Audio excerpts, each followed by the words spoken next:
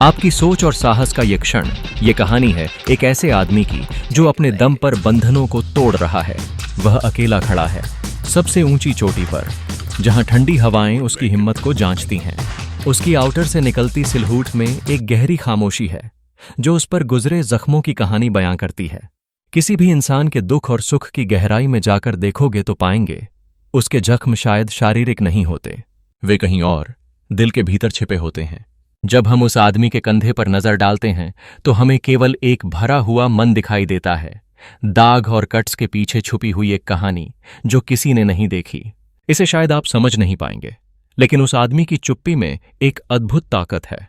वह उन लड़ाइयों को लड़ता है जो कभी उसकी आत्मा में, कभी उसके चारों ओर चलती हैं। खाली बॉक्सिंग रिंग में उसकी वीरता की परछाई दिखाई देती है, जो उसकी कड़ी मेहनत और दृढ़ संकल्प की गूंज है।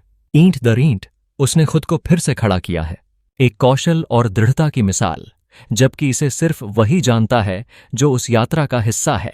वह अपने राक्षसों का अकेले सामना करता है, बिना किसी की मदद के, क्योंकि उसे यकीन है कि उसकी ताकत की नींव उसी के भीतर है। क्या आपको उसकी समझ की गहराई का एहसास है?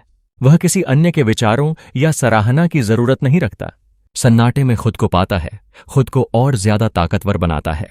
उस क्षण में जब दुनिया की रोशनी उसकी आंखों में परछाई डालती है, वह अकेले ही अपनी राह तय करता है।